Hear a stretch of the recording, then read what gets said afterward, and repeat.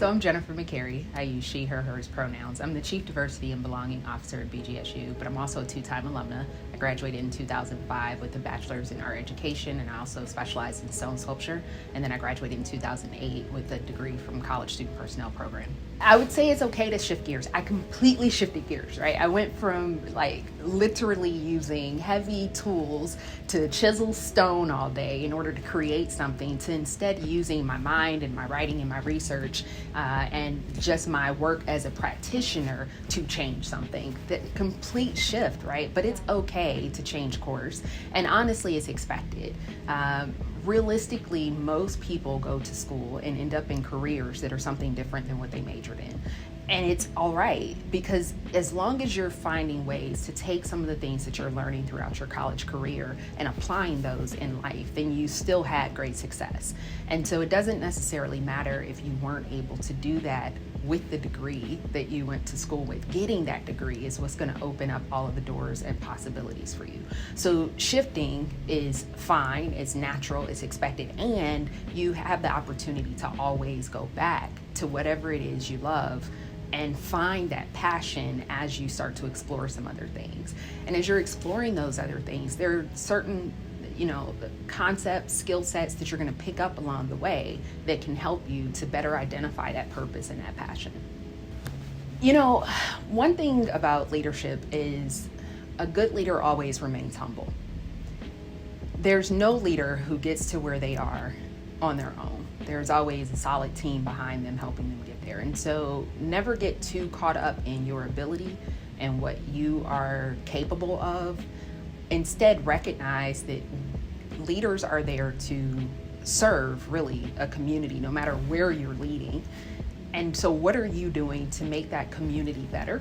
But then also, what are you doing as a leader to make people want to follow you? There's this theory that the first follower is sometimes more important than the leader. So why would someone want to follow you?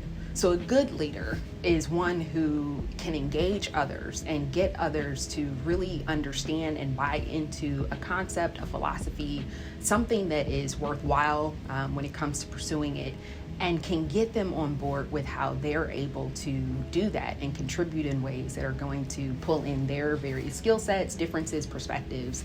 And a good leader is going to be inclusive of all identities, is going to work to remove any barriers, is going to try to make sure that they're being equitable, and is going to continue to be this thought leader that is transparent and grows and is elevating the folks who are on their team and not just seeking, all of the accolades for being a good leader, but they're actually going to develop the folks who are working alongside them. And so I always say that the best leaders are actually servants, but I think that the best qualities of a leader are the ones that are more focused on the folks that they're serving than themselves.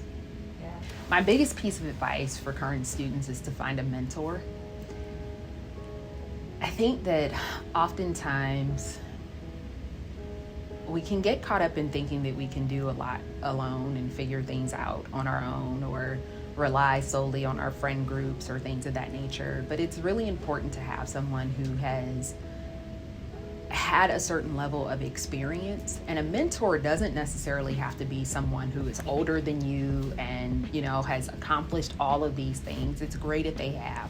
But a mentor is just someone who's gone before you in the path that you want to go, and they can help you on your road to success. And so,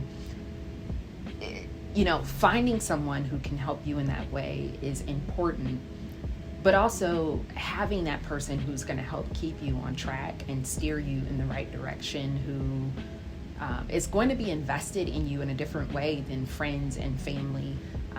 It's just really important to get that connection early on. And the best mentors really also become people who will sponsor you in some ways and make sure that you have some outstanding opportunities. And so look for the folks who, are going to be able to open doors for you even after graduation. It's really important to be thinking about, honestly, as soon as you get here, what your plan is when you leave. And I don't think a lot of people will tell you that. And so I guess, honestly, that might be bigger advice than find a mentor. But when you arrive to campus, if all you're thinking is, I want to figure out which classes to take, and I want to figure out my major, and I want to have some fun along the way and join some student organizations, then we're failing you as an institution if we aren't getting you to think early on about graduation and when that happens and how that happens and what you want to do after that and what you want your life to look like after that, so that we can intentionally start to shape your experiences over the next 4 years to help get you there. So it's important to find someone who can help you along that journey so that you're really intentional about the educational design that you have while you're here. Leadership looks different for everyone. And so,